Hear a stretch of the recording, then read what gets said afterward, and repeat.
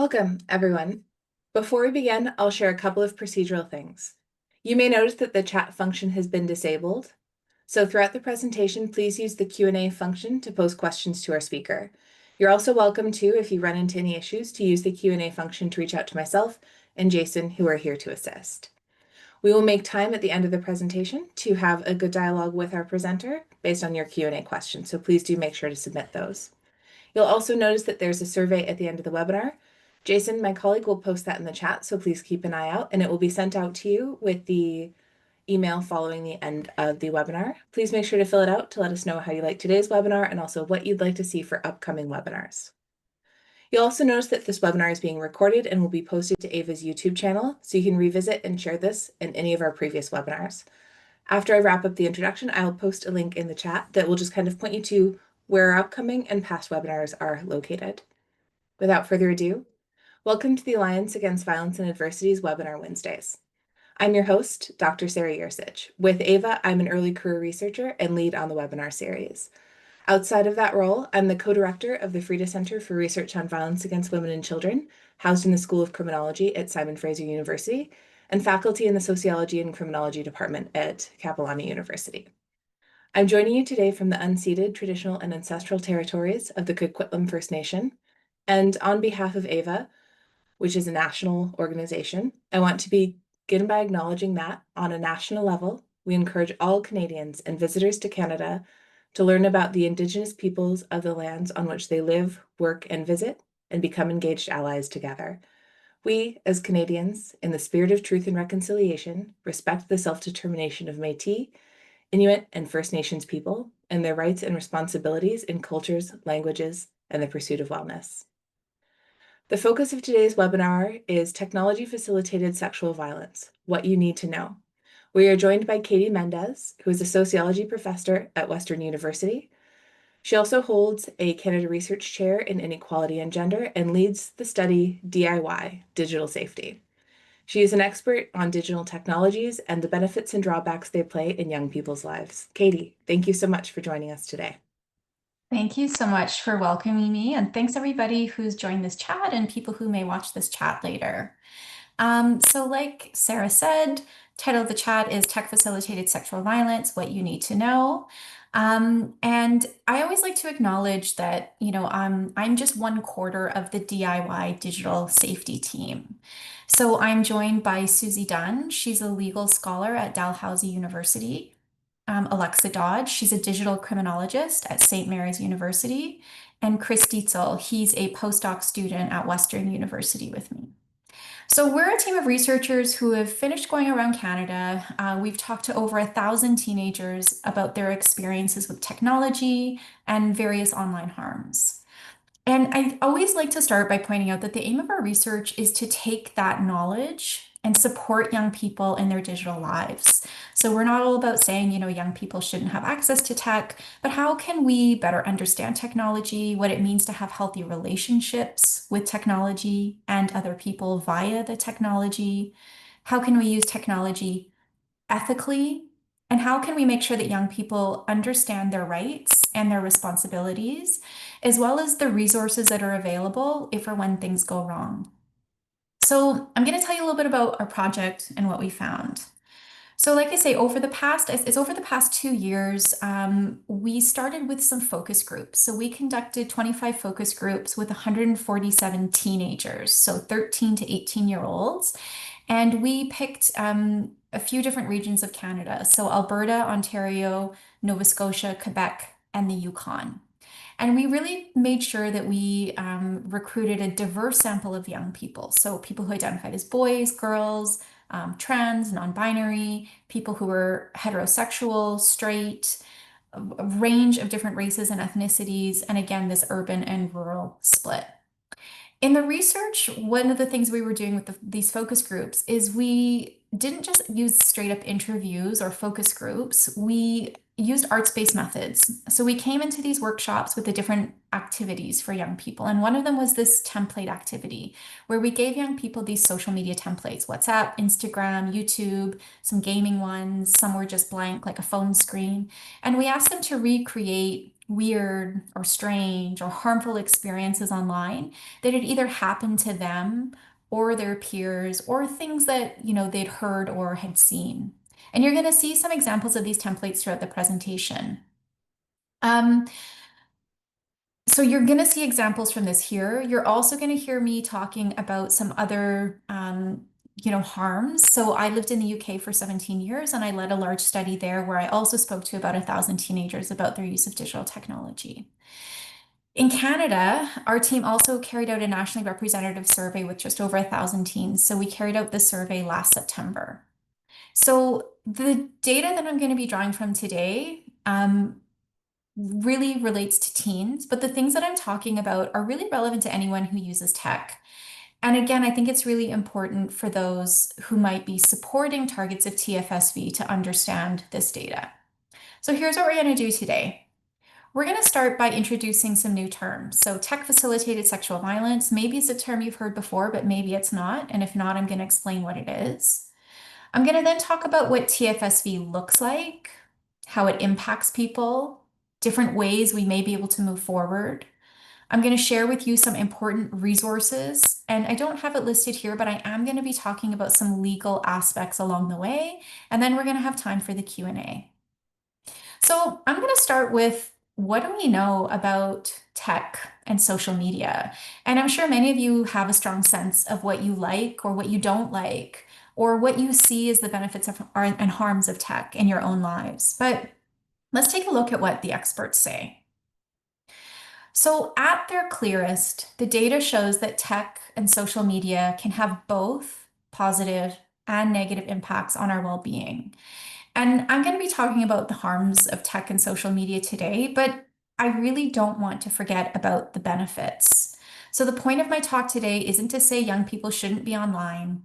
I really want to help everyone have the most positive experiences that they can. And when I talk to young people, they speak equally about the positive impacts that tech brings to their lives. It helps them build communities.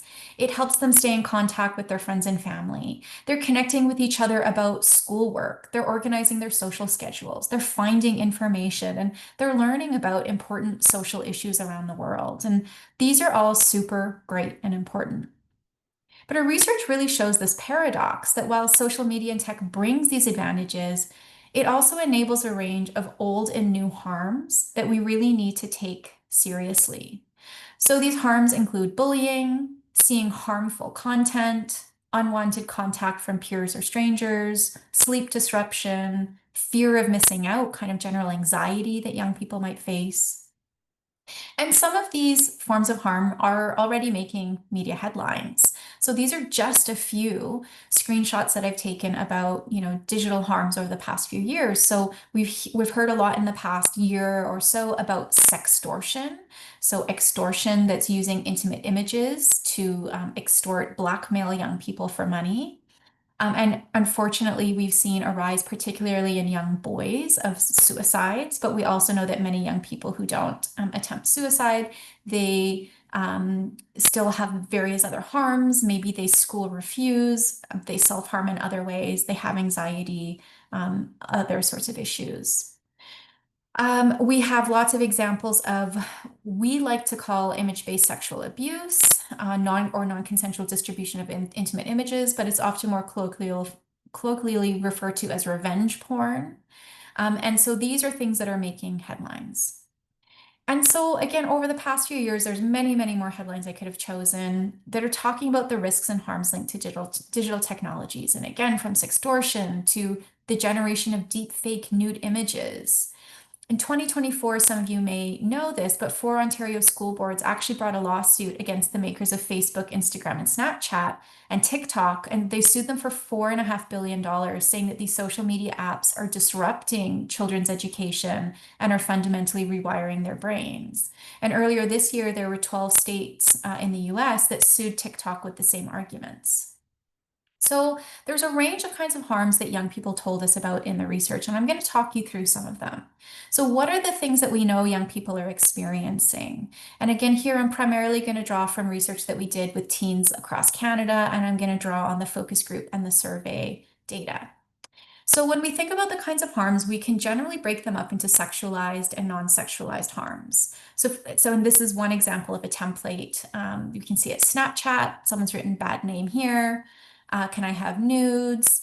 Nudes sending to us knowing that they're a minor. I'm a minor. No, leave me alone. I'll kill myself if you don't. Fuck you. So this is just one example of kind of a scenario or a conversation that a young person created for us in our focus groups.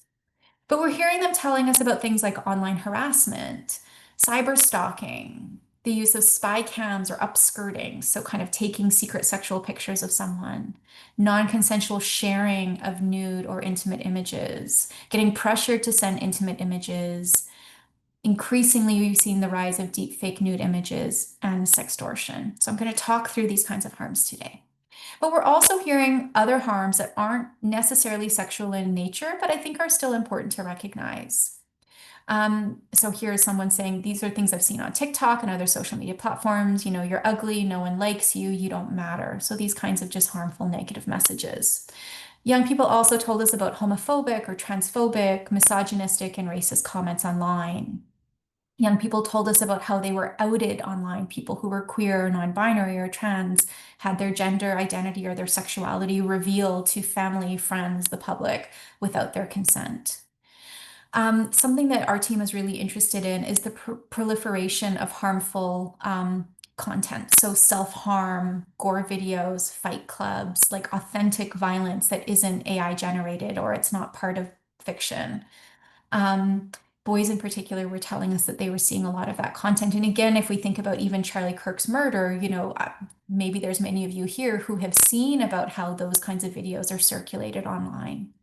There's also misinformation and disinformation. Young people told us a lot about people who are creating fake accounts, pretending to be them or to humiliate them, various forms of online bullying. People told us about using different social media apps to buy or sell drugs.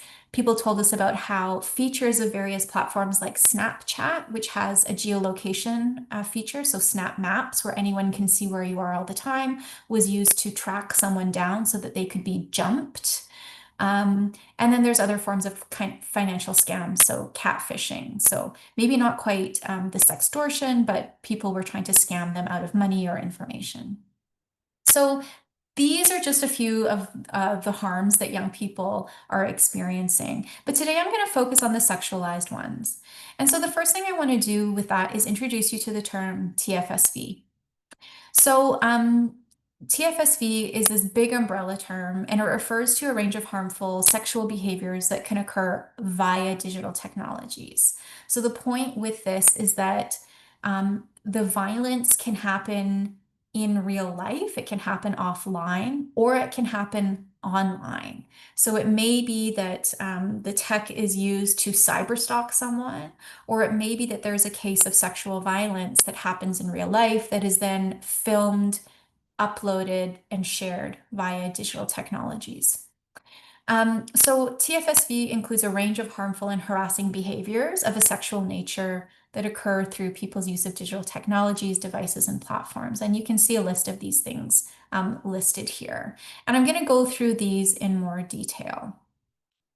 Now, one thing I know is that when it comes to a lot of different institutions, policies can be really slow to change. So many schools, for example, have policies on sexual harassment or codes of conduct or anti-bullying policies. But often these only focus on harassment that, say, happens in person.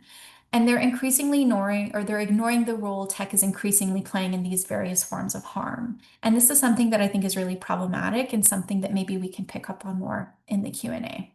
But what I'm going to do now is, now that I've kind of introduced you to this term, and what I didn't actually explain is why we think TFSV is a better term than, say, cyberbullying, because a lot of these different practices are generally included in cyberbullying. And we're arguing that if someone is non-consensually sharing your intimate image, that's not a form of bullying. That is a form of violence.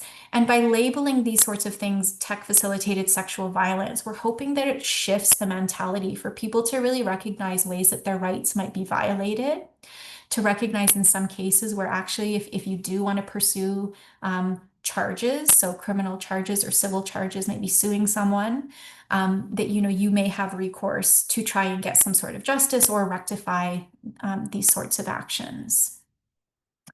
So we think tech-facilitated sexual violence is a better overall umbrella term for these sorts of things than cyberbullying. Okay, so I'm going to start with the concept of online sexual harassment. So this is harassment, sexual harassment that takes place via communication devices, so texting, social media, or email. And again, when we think about harassment, we're thinking of how it encompasses a variety of these unwanted digital communication. So it can include either a single targeted comment, or it can include longer, more organized attacks.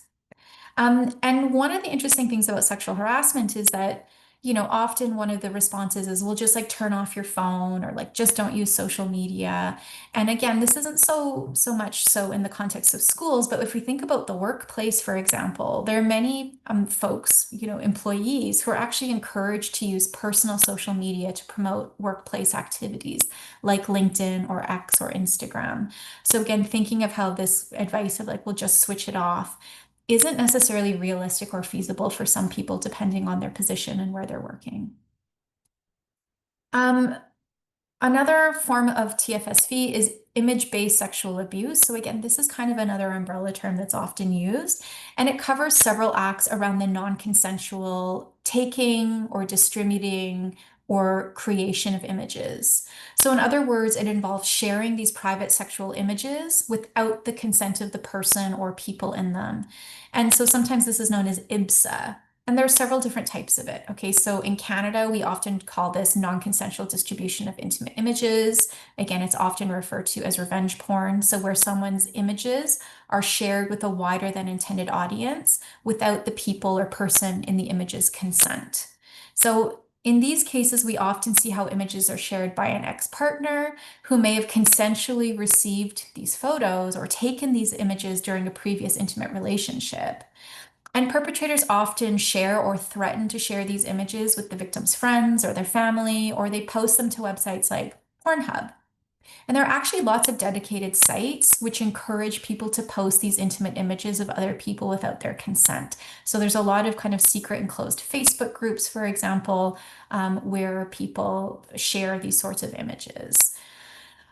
What's worrying is that in many cases, these images continue to be shared. So they're not just kind of shared on a one-off, but they continue to be shared like as a form of harassment, humiliation, embarrassment for the target. Now, in terms of the law, so non-consensual distribution of intimate images is actually a criminal offense in Canada. It has a penalty of up to 5 years in prison. And some provinces have actually recently introduced civil legislation so that victims can either sue the perpetrator. And this also includes anyone else who shares these images without consent. So even if I receive an image and I forward it in a WhatsApp group, I'm also liable there. So NCDII has historically included authentic or real images.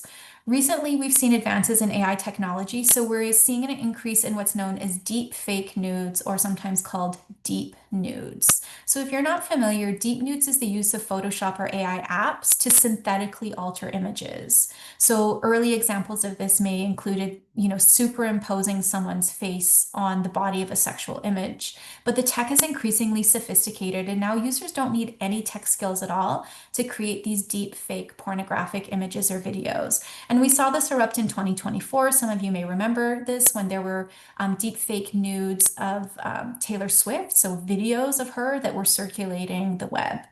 And that's just one example, and she's just one celebrity who's had this happen to her, but there's many, many other examples. And the apps that create these sorts of images are often known as nudify apps.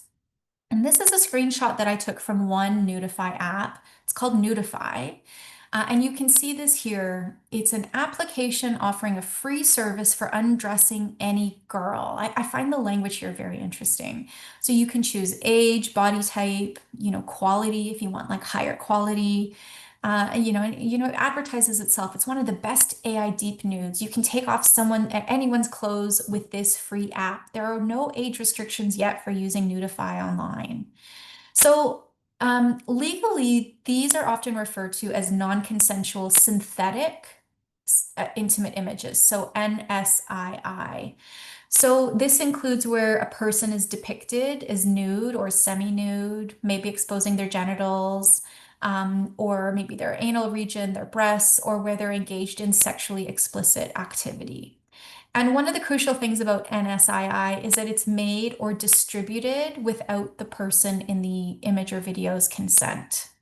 And actually, just last week, there was a case in the States where a teenager who had a deep fake nude of her created by classmates, she sued the perpetrators. And they were using this app here, Close Off. So again, this was another screenshot that I took. Here we can see, over 100,000 daily uses, over 2 million people's photos undressed, 99% customer feedback, less than 15 seconds and you can get these images. And it's kind of wild, but in Canada, depending on the province that you live in and the age of the person in the image, they may or may not have protection under existing laws. So in some provinces like BC, there are civil laws that you can apply to press for damages and have quick image takedown. Other provinces that have laws against non-consensual distribution of kind of these authentic intimate images have gaps. So some of them say, okay, you can't legally distribute someone's intimate image without their consent, but these synthetic images are kind of falling into this weird legal loophole. So some of these laws that we have actually don't cover synthetic images, and the definition of intimate image is actually inconsistent in legislation across the country. So it's going to take time and research and some experimentation to develop a law that properly addresses NSII. But if we're thinking about civil laws specifically, so in BC, New Brunswick, PEI, and Saskatchewan, their NCDII laws include synthetic images. But in other provinces like Alberta, Newfoundland, Labrador, and Manitoba, it doesn't look as though their existing laws on non-consensual distribution of intimate images will include these deep nudes. Just another kind of legal point is there have been some cases in Canada. So we don't have criminal laws against this, but there have been some cases where adults have been charged and successfully prosecuted for creating these in synthetic intimate images of children. So adults creating them of children. There have been cases that have gone through, but to my knowledge, there haven't been any cases of adults creating these synthetic images of other adults. There haven't been any criminal prosecutions of that yet. We can talk more about that in the Q&A as well. But I want to move on next to talk about, other forms of IBSA, image-based sexual abuse, that I think are important to understand. So voyeurism, where someone surreptitiously takes photos or recording of someone else for a sexual purpose. And voyeurs often use hidden cameras to take these secret sexual photos of the victim without their knowledge. And sometimes the images are used for private use, but in other cases, they live stream these images for others to see. And these cameras can be hidden in places like bathrooms and change rooms or fitted into everyday objects like pens. So we often see voyeurs taking pictures like up girls' skirts or down their blouses. And just of note, voyeurism is a criminal offense in Canada, and it is subject to up to 5 years in prison. So we have these creep shots. So this is a term that we use when someone takes a picture of someone else's body without their knowledge. So maybe in a public space, you go up to someone and capture, an image of part of their body. Now, this is not illegal, but I hope we can agree that it's wrong. Another thing that we sometimes see is where perpetrators will take images of a target, say from their social media feed. So I go onto Instagram and I kind of crop or I screenshot a picture of someone and collect them together. And these are often collected together for others to judge and make sexual comments about. So there was a site in Brazil called Top 10, in which teenage girls' images were ranked from the prettiest to the sluttiest. And again, these sorts of things are not illegal, but I hope we can agree that this is wrong and it violates the person's bodily autonomy and their privacy and their sexual integrity. Okay, we also have stalking. Stalking is a really big issue, and this can be done through a range of ways, including monitoring a person's social media posts. It can be done through tracking their location via geolocation enabled through apps like Snapchat or even Google Maps. or it can be done through installing commercial stalkerware devices. And even we've heard over the past few years of devices like Apple iTags being put onto someone else's person and using that to track them. So, stalking could fall under the guise of criminal harassment, which is illegal in Canada. But to make a case, a person has to argue that they fear for their personal safety and that this is repeated. Now, most stalking victims do fear for their personal safety, and a 2017 StatsCan report found that women are more likely to be stalked than men. And then monitoring. In recent years, we've seen the use of drones that are increasingly used to monitor women in public spaces. Okay, sextortion is another form of TFSV that I want to talk about. So this is a type of blackmail where someone threatens to expose sexual images or videos of someone else. And they're doing this to pressure the target to either provide more images, they want sex, money, or other forms of favors. And on our website, DIY Digital Safety, we've created an infographic about sextortion, you know, what you need to know, what are the impacts, what should you do if you're being sextorted, and we provide resources to other places where you can go. But one of the things that the research is showing is that boys and men are much more likely to be extorted for money. It is a financial scam, and it's a very effective financial scam.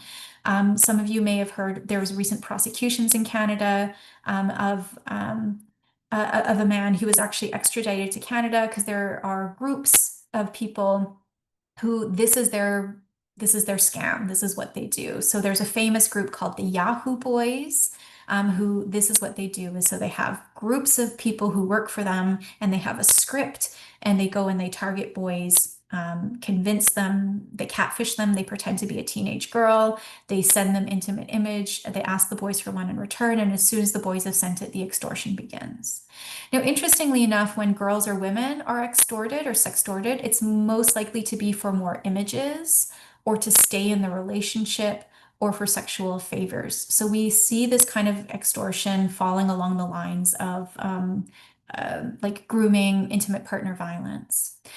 For non-binary and trans folk, we don't have enough data yet on how it's happening for them, but early indication seems to suggest that sextortion is used as a form of humiliation and punishment. And we know that sextortion has significant consequences, negative mental health, stress, anxiety, isolation, and different forms of self-harm. So please feel free to go to our website, diydigitalsafety.ca, if you want to find more information about this.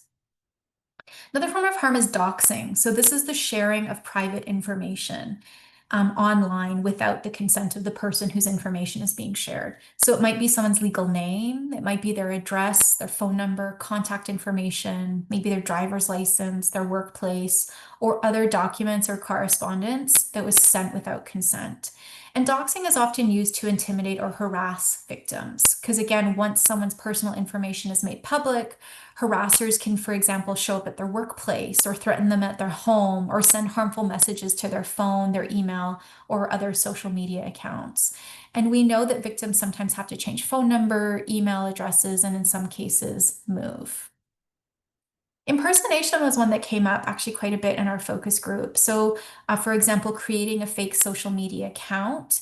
So I'm going to create a fake Instagram account of someone, and maybe using it to start sexual rumors or to make someone look bad. Or we see impersonation in terms of hacking in or taking over someone's existing social media account.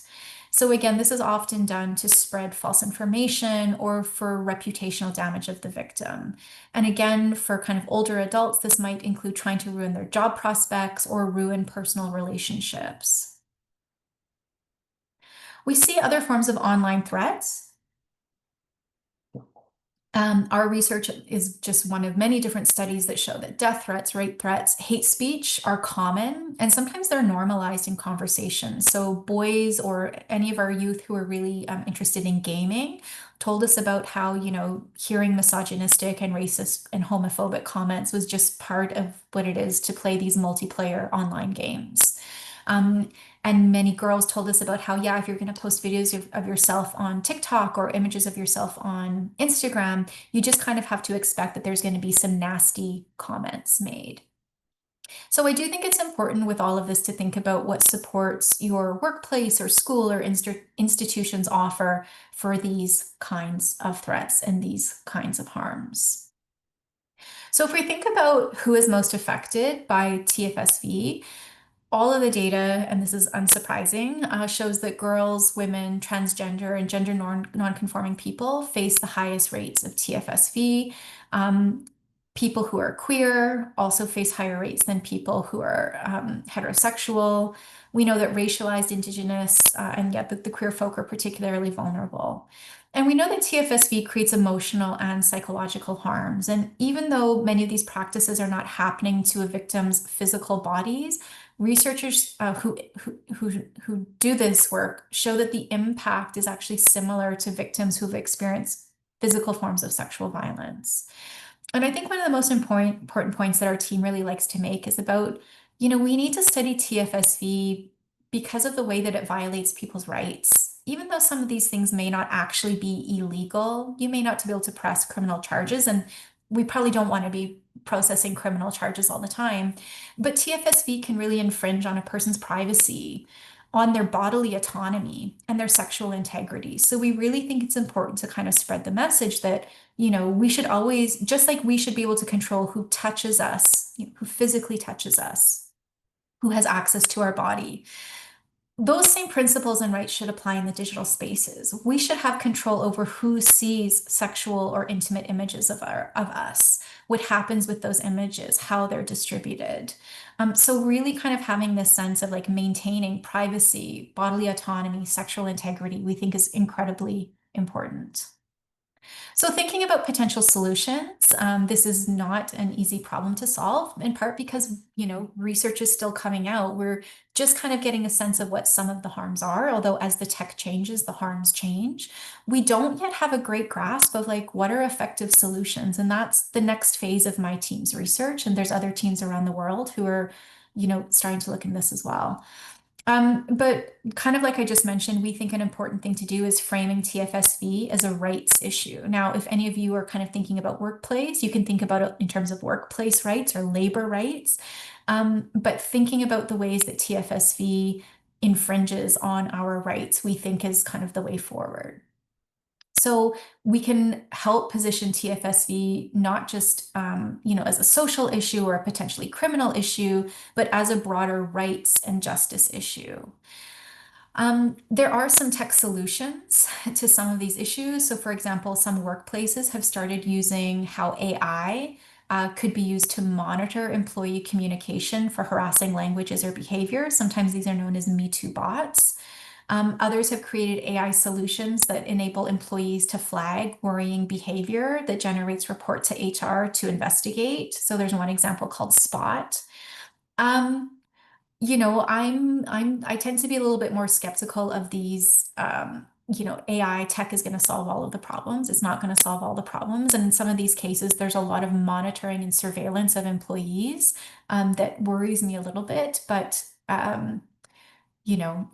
it's technology that's out there, and a lot of people I think like the idea of some of these tech solutions. If again we're thinking about like workplaces or institutions, we can think about policy or collective agreement solutions. So if you're in a workplace that has an anti-bullying policy, but it's not really talking about online, or a sexual harassment policy that's not talking about the ways that this harassment can be facilitated by technologies, I think that those are things that can be changed. I know that some workplaces also have, regular education and training days. Is there something that can be done where we're educating managers or people higher up in the organization about what TFSV looks like? Of course, I think educational solutions are also really important.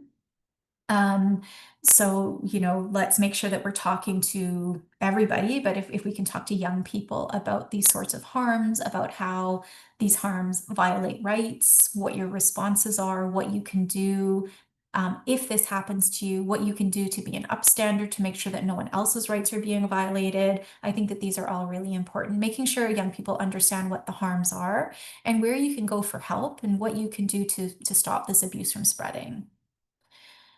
Um, If we think of kind of like where to go from here, well, so many different sectors have a role to play. Employers have a role to play. Technology providers have a role to play. Government, policymakers have roles to play.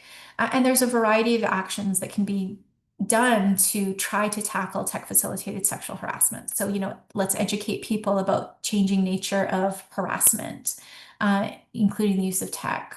We can expand these definitions of what harassment is, and move just beyond, this bullying kind of language. Make sure that we're communicating practices, and then keeping up to date with changing laws. So some of you may or may not remember, but last year we had Bill C-63, the Online Harms Bill. This was a bill that was going to introduce like a digital ombudsman. So kind of this layer that is neutral or detached from government, detached from the tech industries, where if you have a complaint and you bring it to, say, Instagram, and they say, well, no, we disagree, but you really feel like your rights have been violated in this case, you would have another avenue or venue to go to make a complaint. So where they can adjudicate it, and they would have kind of teeth. So they could find the social media companies, they could stop certain social media companies or tech companies from actually operating in Canada. But that bill died when the new election was called, and we're just waiting for this new Liberal government. There are signs that they are going to introduce a new online harms bill sometime this year. I want to kind of just spend the rest of the time that we have left to just take you through a few resources that I think are important. So I've talked a little bit about the law. Um, the truth is, most people will never use the law to solve these sorts of tech issues. And there's a variety of reasons for that. It can be expensive. It can be really slow. If you've had intimate images of yourself that have been distributed online, probably the first thing you want is just for those images to be taken down. So again, I think that's where, seeing some of these civil routes can be really effective for people, especially in places like BC that have these quick takedown procedures. But if you're going to prosecute, a criminal case, that can take a long time. And then there's these questions of how do you make sure you gather the digital evidence? And there are sometimes cases about, there are certain groups who may not want to go to the police or law enforcement. If you're racialized, if you're queer group, if you're Indigenous, groups that have been historically marginalized by the criminal justice system may not want to have anything to do with them. But there are these tech solutions and other supports that I do think are important to keep in mind. So one of them that I really like is called Right to Be. Um, and so this is an organization. One of the things that I like about them is they have guides on how to change things like privacy settings. So, what is Facebook? Where are ways that you can go to like change your privacy settings? So I mentioned about how Snapchat has Snap Maps. How can you make sure that your Snap Maps is turned off? Or on Instagram, how can you make it so that you really restrict who can contact you or who can see your posts or who can comment on your posts? Right to Be has a guide that has this information. Nude image sharing is all without consent is also an increasingly big problem. And I'm going to share with you two different resources that I think you should know about. So the first one is stopncii.org. This is actually a British site, but anybody from around the world can use it. So sometimes we're told that once an intimate image of you is out there, it's out there forever. And one of the things our team really likes to do is to challenge that message to some extent. So there are some cases in which intimate images shared without your consent can absolutely be taken down off the internet. So stopncii.org is one of these organizations. There is technology called hashing technology. Basically puts a digital watermark on an image.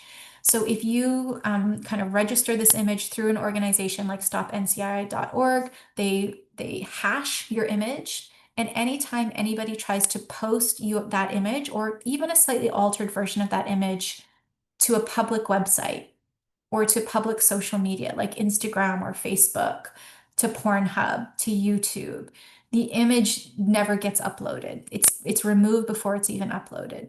So this is a site, if you're over the age of 18, you can register an image so that it cannot be posted or reposted on these public platforms. Now, there is a specifically Canadian site called Project Arachnid.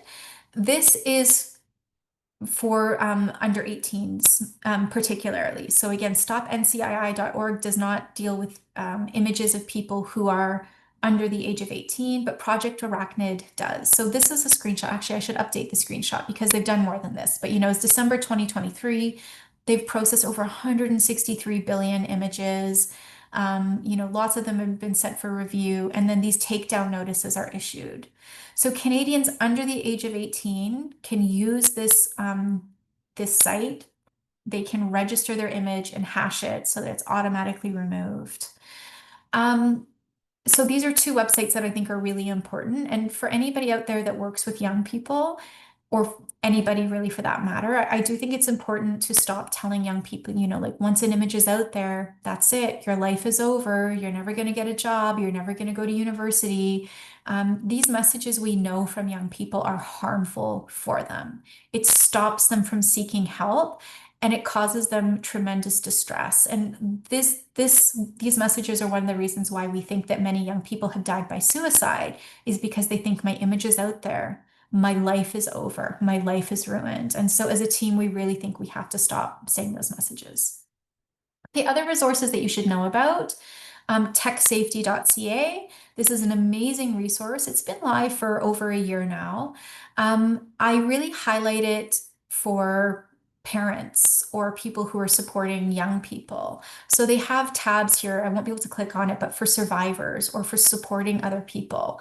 They help you create digital safety plans. How can you check and see if your tech has been bugged, or if there's been any spyware or stalkerware that's been put on your tech? They have lots of great resources, lots of great training. So this is a really, really fabulous website that I really recommend you check out.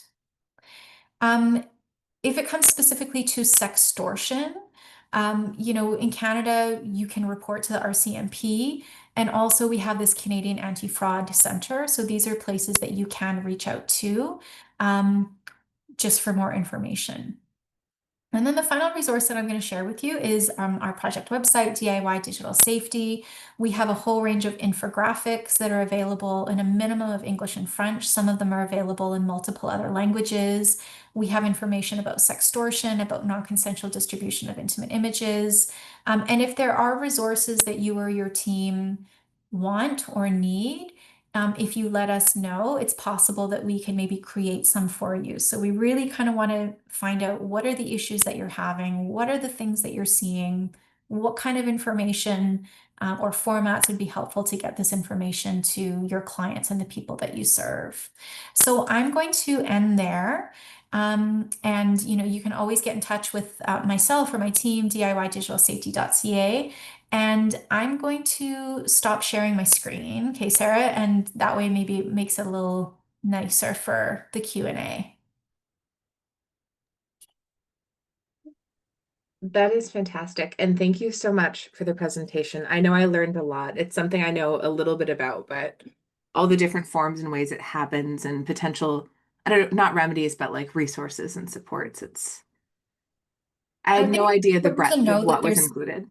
I think it's important to know that there are places out there that can help. Yeah, And again, if people want more information about that, our website, we link to lots of other resources by province, by demographics. So, if you're Indigenous, here's some specific resources for you. If you're, we did it for all the provinces and territories as well. that's fantastic. And I think that's so important, especially within something like the Canadian context with such a diverse set of people who live here, where you have it based on province, you have it based on a group or a community's need. I think that's fantastic. We did have a question come in. Someone says, Yahoo Boys, question mark. Are Mhm. they in Canada too? They are very popular in West Africa, especially Nigeria, for catfishing and are most times young males 15 and above. Can you please elaborate more on Yahoo Boys in the Canadian context and how they contribute to sexual violence? Yeah. So this Yahoo Boys specifically refers to a group of it's a very organized financial scam that comes out of West Africa. And yes, the whole point is about sextortion. So this is, they have scripts, they are very, very well organized. So the Yahoo Boys are not based in Canada, but absolutely they're targeting teens in Canada. And I also like want to be very clear that they're not the only group that's doing this sort of financial extortion. There are groups all over the world. There are individuals and groups within Canada as well. It's just the Yahoo Boys. There have been some investigations on them, and so there have been a few news reports and a few kind of in-depth studies. So sometimes they get the most attention.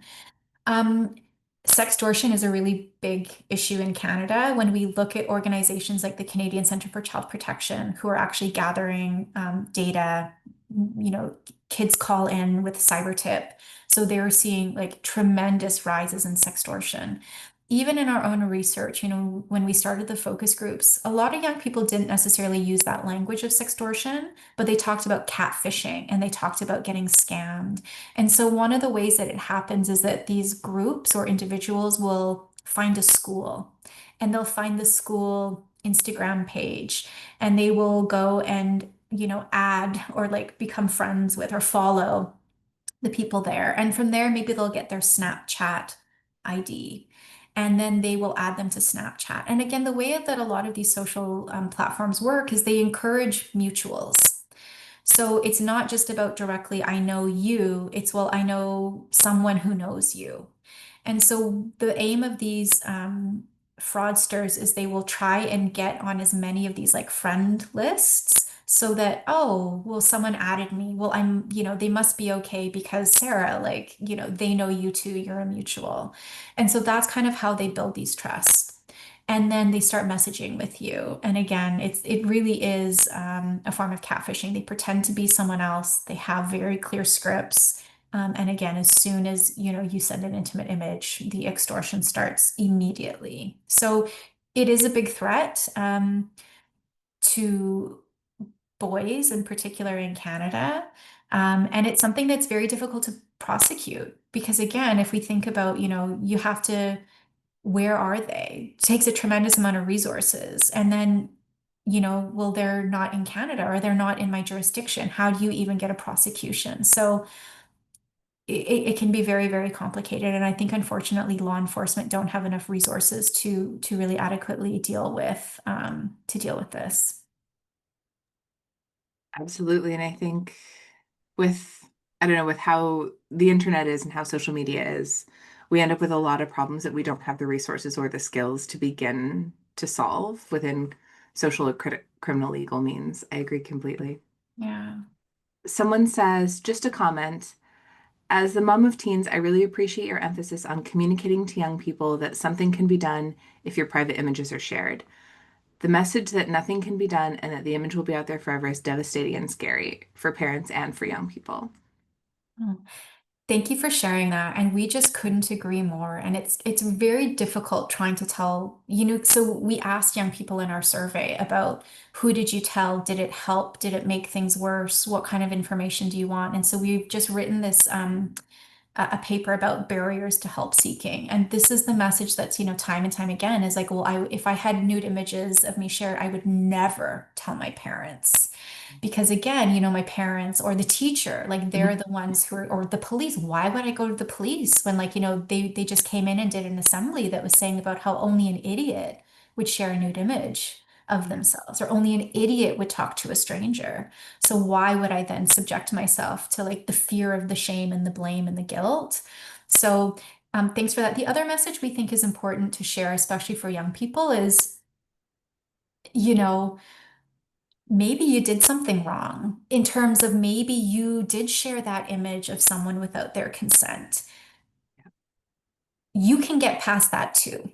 So you maybe violated their rights in this way, but that doesn't mean that you have to like you're a bad person. So how can we make sure we do better? How can we make sure that going forward we understand that the harm in creating a deep nude of a classmate is that it violates their privacy and their sexual autonomy, but that doesn't have to define who you are. You can also overcome that and become someone who upholds other people's rights as well. So we kind of think those two messages like because we know a lot of young people, they are sexually curious. And here's this technology, here's this great way where I can see what my classmate might look like nude. we can understand why young people may do that, especially if they haven't been given the opportunity to think through how it violates their peers' rights. So lots of conversations. And, one of the things I do a lot of talks for parents is saying, if you hear something in the news, did you hear about this deep nude being created or did you hear about this extortion? Like, what would you do if that happened to you? Would you know where to go for help? Like, do start just kind of talking through these scenarios? Like, what are ways that you could stop that from happening or support the person who's experiencing it? Or what kind of support would you want? So, giving young people an opportunity to think through some of these scenarios. And again, do you even know where you can go for help? And again, I didn't share it here today, but especially, for teens, we really recommend Kids Help Phone Line, Need Help Now. That's another website that's really great. And on our website, we also have information that I think a lot of young people want to know, like, will this get back to my parents? Is it anonymous? How can I contact them? So do you have to call or can you text or can you message online? And I think that this is actually really important because there's so much shame and guilt that many young people face when, you've had your intimate images shared without your consent. So we can understand why some people wouldn't want to go to their parents, even if you have the best relationship with your parents. It can be too embarrassing. And I have three boys, and in my house, like we talk about these issues all the time. And I always say to them, like, I hope you feel comfortable coming and talking to me if something like this happens. But I understand that there may be things you just don't want to talk to me about. So Kids Help Phone Line, I have their phone number on a whiteboard, and I just am always saying to them, like, you can always call them if you want someone else to talk to. But just know that you don't have to deal with this alone, that there are lots of not lots, but there are places in Canada that you can go and get help. Absolutely. And having those resources out there and those transparent conversations, based on other things I know, not necessarily related to this, but are so important ways to facilitate and open up that dialogue with youth and with parents. So while we wait to see if any other questions pop in, I did wonder, you said you've had these conversations with youth. What are a few things that surprised you or stood out to you with the findings from those conversations? Um, for the catfishing and sextortion for boys, again, they weren't necessarily calling it sextortion, but I can't, like, really overwhelmed with how many boys have been targeted in that way. The other thing for boys that we don't always talk about, so we kind of assume that if you're a teenage girl on the internet, you're going to get sent dick pics that you didn't ask for. Boys are also getting sent a lot of unwanted sexual images. So they are absolutely targeted by porn bots. Um, they're really getting sent a lot of that kind of content. And it's something I think, we don't talk about, we don't think about, maybe isn't inherently thought of as problematic. And a lot of the boys, you could see the way that they were kind of like, we had a few who were like, whoa, like I was really surprised the first time, I was sent this link or sent this chat, but they're not supposed to be disgusted by it. They're not supposed to be outraged by it because of these norms around, well, if you're a teenage boy, you're supposed to want sex. You're supposed to want to see naked images. And so that was something that I think we could do better talking about how boys are also sent unwanted sexual content that they didn't ask for. That actually prompted a question from the audience who said, did the boys talk about receiving unwanted images from girls they know? Hi, Megan. They did not. Didn't have, well, actually, sorry, that is not true. There was one in particular that I can think of where it was a boy talking about how on Snapchat he was chatting with a girlfriend and she sent him an intimate image and it made him really uncomfortable. He didn't know, like it was kind of very strange and he felt as though it ruined their relationship. But I would say it was mostly the other way around. It was mostly girls talking about receiving unwanted images and pressure to send unwanted images from boys. We also had one case of, it was a case of outing. So we had a group of boys who suspected that one of their peers was gay. And so the group of boys decided that they would try to kind of guess, like see if he was gay. And so they started messaging him and being like, hey, like I'm gay too, like send me a dick pic. And then he did. And then that was then shared around the school as a form of humiliation and outing him and also homophobia. Wow. Wow. Um, I think that actually wraps it up. I see no more other questions coming in, but Katie, thank you for the powerful talk and powerful discussion. I and Ava so appreciate it, as I'm sure our participants do as well. Thank you.